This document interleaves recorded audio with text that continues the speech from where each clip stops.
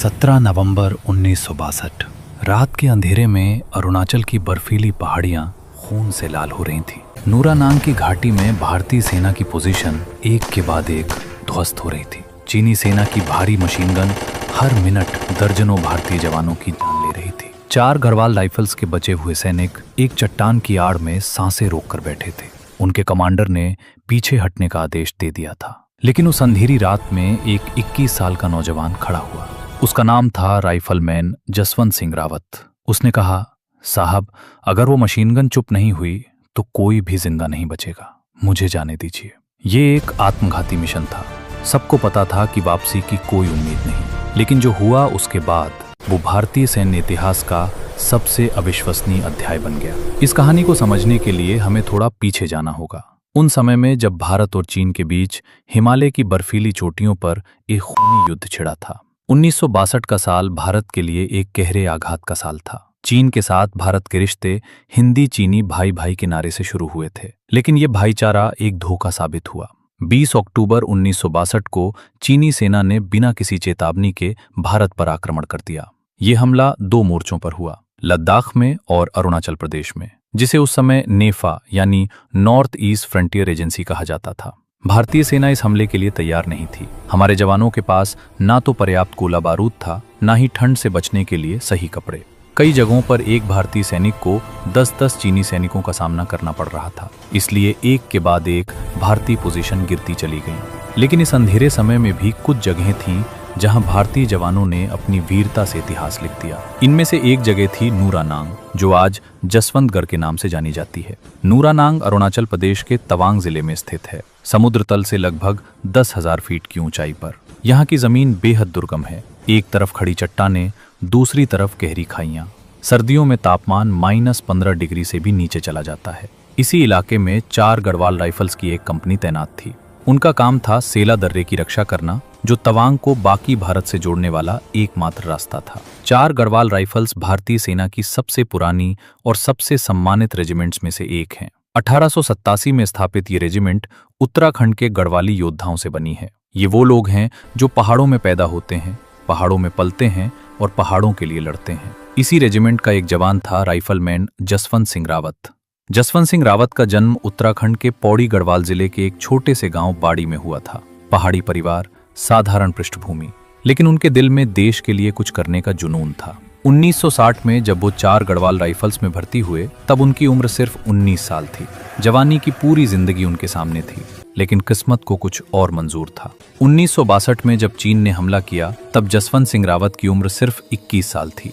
उन्हें NEFA के मोर्चे पर भेजा गया। नवंबर का महीना था। तवांग में सर्दी अपने भयंकर रूप में थी। चारों तरफ बर्फ, ठंडी हवाएं हड्डियों तक कपा देती थीं। इसी माहौल में भारतीय सैनिक मोर्चे पर डटे थे। 16 नवंबर 1962 की रात खबर आई कि चीनी सेना सेला पास की तरफ बढ़ रही है। उनकी संख्या हजारों में थी। 4 गढ़वाल राइफल्स की कंपनी के पास सिर्फ कुछ 100 जवान थे, हथियार भी सीमित, लेकिन आदेश साफ था, दुश्मन को आगे बढ़ने से रोकना है, चाहे कुछ भी हो जाए। 17 नवंबर की सुबह चीनी हमला शुरू हुआ। दुश्मन की तादाद देखकर भारतीय कमांडर स्तब्ध रह गए। चीनी सैनिक लहरों में आ रहे थे। एक लहर खत्म नहीं होती थी कि दूसरी आ जाती थी। भारतीय जवान अपनी पोजीशन पर डटे रहे, लेकिन एक बड़ी समस्या थी। चीनियों ने ऊंचाई पर एक मीडियम मशीनगन पोस्ट बना रखी थी। ये मशीनगन नीचे की पूरी घाटी को कवर कर रही थी। इसकी आड़ में चीनी सैनिक आगे बढ़ते जा रहे थे।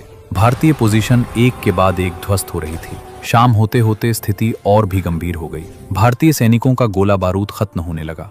कई जवान शहीद हो चुके थे। कमांडर ने रणनीतिक वापसी का फैसला किया, लेकिन एक समस्या थी। वो चीनी मशीनगन अभी भी सक्रिय थी। जब तक वो मशीनगन चुप नहीं होती, वापसी का मतलब था सामूहिक आत्महत्या। हर कोई खुले में आते ही गोलियों का शिकार हो जाता। तभी राइफलमैन जसवंत सिंह रावत आगे आए।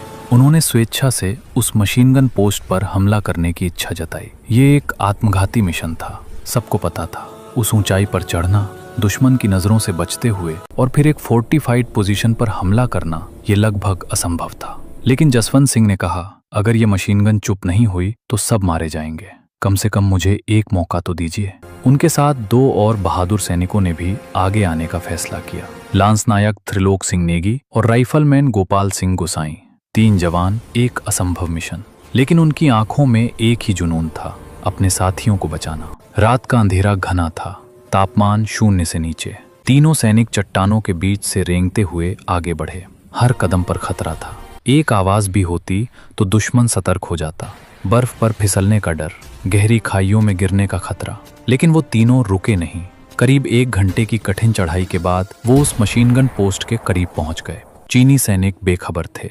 उन्हें नहीं पता था कि मौत उनके इतने करीब आ चुकी है। जसवंत सिंह ने अपने साथियों को इशारा किया और फिर तीनों ने एक साथ हमला बोल दिया। चीनी सैनिक इस अचानक हमले से हक्के बक्के रह गए। जसवंत सिंह और उनके साथियों ने न सिर्फ उस मशीनगन को चुप कराया, बल्कि कई चीनी सैनिकों को भी मार गिराया। मशीनगन पोस्ट के नष्ट होने से चीनी सेना की गोलीबारी रुक गई और बाकी भारतीय कंपनी को सुरक्षित पीछे हटने का मौका मिला, जिससे दर्जनों जवानों की जान बची।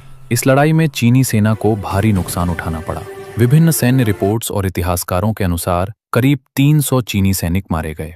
तीनों जवानों की इस बहादुरी ने चीनी सेना की आगे बढ़ने की रफ्तार को कुछ समय के लिए रोक दिया, सेला पास और तवांग क्षेत्र की रक्षा को मजबूती दी और पूरे युद्ध में एक दुर्लभ सफलता का उदाहरण पेश किया। लेकिन जीत की यह खुशी ज्यादा देर नहीं टिकी। चीनियों को पता चल गया कि क्या हुआ है। उन्होंने बड़ी तादाद में जवाबी हमला किया। अब 3 भारतीय जवान दर्जनों चीनी सैनिकों के सामने थे। गोला बारूद सीमित था, मदद कहीं से आने वाली नहीं थी। इस असमान लड़ाई में तीनों वीर जवान, राइफलमैन जसवंत सिंह रावत, लांस नायक त्रिलोक सिंह नेगी और राइफलमैन गोपाल सिंह गुसाई वीर गति को प्राप्त हो गए। लेकिन उनका ये बलिदान व्यर्थ नहीं गया। यहाँ एक महत्वपूर्ण बात समझनी जरूरी है। जो मैंने अब तक बताया वो आधिकारिक सैन्य रिकॉर्ड्स और महावीर चक्र की सिटेशन के आधार पर है। ये सत्यापित इतिहास है। राइफलमैन जसवंत सिंह रावत ने 17 नवंबर 1962 को नूरानांग की लड़ाई में एक स्वैच्छिक आक्रमण में हिस्सा लिया। उन्होंने चीनी मशीनगन पोस्ट को नष्ट किया। इस प्रक्रिया में वो वीर गति को प्राप्त हुए। उन्हें मरणोपरांत महावीर चक्र से सम्मानित किया गया, जो भारत का दूसरा सबसे बड़ा युद्धकालीन वीरता पुरस्कार है। इस बहादुरी के लिए लांस नायक त्रिलोक सिंह नेगी और राइफलमैन गोपाल सिंह गुसाई को वीर चक्र से सम्मानित किया गया। 4 गढ़वाल राइफल्स को नूरानांग का बैटल ऑनर दिया गया, जो 1962 के युद्ध में दिया गया एकमात्र बैटल ऑनर था। ये इतिहास है, ये सच है, ये दस्तावेजों में दर्ज है। लेकिन जसवंत सिंह रावत की कहानी यहीं खत्म नहीं होती, बल्कि यहाँ से एक नई कहानी शुरू होती है। एक किंवदंती की कहानी, एक ऐसी कहानी जो पीढ़ियों से उन पहाड़ों में सुनाई जाती है। अब जो मैं आपको बताने जा रहा हूँ वो लोक कथाएं हैं, मौखिक परंपराएं हैं, रेजिमेंटल फोकलोर है। ये आधिकारिक सैन्य रिकॉर्ड में दर्ज नहीं है, लेकिन ये इतना शक्तिशाली है कि इसने जसवंत सिंह रावत को एक सैनिक से एक मिथक में बदल दिया। स्थानीय लोगों की मान्यता के अनुसार जसवंत सिंह अकेले ही कई दिनों तक चीनी सेना को रोकते रहे। कहा जाता है कि उन्होंने अपनी पोजीशन बार बार बदली, अलग अलग जगहों से फायर किया, जिससे चीनियों को लगा कि वहां कई सैनिक हैं। इस दौरान स्थानीय मोनपा जनजाति की 2 लड़कियों ने उनकी मदद की। उनके नाम थे सेला और नूरा। कहा जाता है कि इन्होंने जसवंत सिंह को गोला बारूद पहुंचाया, खाना दिया और दुश्मन की पोजीशन की जानकारी दी। ये कथा आगे कहती है कि जब अंत में चीनियों को पता चला कि वो सिर्फ एक सैनिक से लड़ रहे थे, तो वो हैरान रह गए। उन्होंने जसवंत सिंह की बहादुरी का सम्मान किया। कुछ कहानियों में तो ये भी है कि चीनी कमांडर ने खुद जसवंत सिंह के शव को सलामी दी। सेला और नूरा का क्या हुआ? लोक कथाओं के अनुसार जब चीनियों को उनकी मदद के बारे में पता चला तो उन्होंने आत्महत्या कर ली, ताकि दुश्मन के हाथों में न पड़े। सेला पास का नाम सेला के नाम पर रखा गया है और नूरा नांग झील नूरा के नाम पर।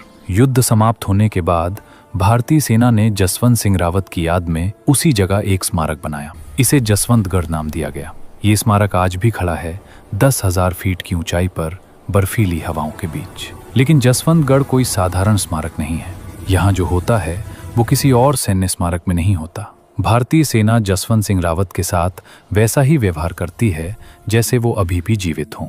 हर रोज सुबह उनके कमरे में बिस्तर लगाया जाता है, उनके जूते पॉलिश किए जाते हैं, उनकी यूनिफॉर्म साफ करके रखी जाती है, उनके लिए खाना परोसा जाता है, शाम को फिर सब कुछ करीने से रख दिया जाता है। ये सिर्फ एक परंपरा नहीं है, ये एक श्रद्धांजलि है, एक सम्मान है। इससे भी अद्भुत बात यह है कि जसवंत सिंह रावत को मरणोपरांत प्रमोशन मिलते रहे हैं। जब वो शहीद हुए तब वो राइफलमैन थे, आज वो मानद कैप्टन हैं। उनके नाम पर वेतन जारी होता है जो उनके परिवार को मिलता है। हर साल उनकी पुण्यतिथि पर उन्हें पूर्ण सैन्य सम्मान के साथ श्रद्धांजलि दी जाती है। स्थानीय लोगों में एक और मान्यता है। वो मानते हैं कि जसवंत सिंह की आत्मा आज भी जसवंतगढ़ की रक्षा करती है। कहा जाता है कि रात को उनकी छाया पहरा देती दिखती है। सैनिकों में कहानियां प्रचलित हैं कि जब भी कोई मुश्किल आती है, जसवंत सिंह मदद के लिए आते हैं। एक कहानी बहुत प्रसिद्ध है। कई साल पहले जब जसवंतगढ़ के सैनिकों का रसद खत्म हो गया और बर्फबारी के कारण कोई सप्लाई नहीं आ पा रही थी, तो एक रात अचानक एक अनजान सैनिक प्रकट हुआ।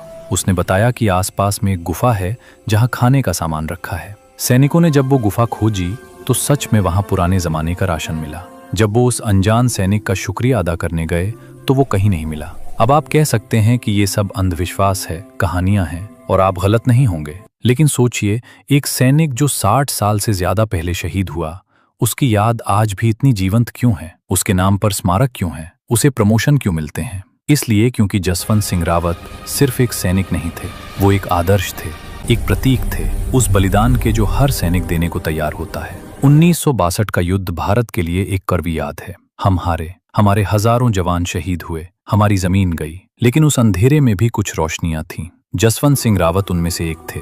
उनकी बहादुरी का सबसे बड़ा सबूत वो बैटल ऑनर है जो 4 गढ़वाल राइफल्स को मिला, नूरानांग।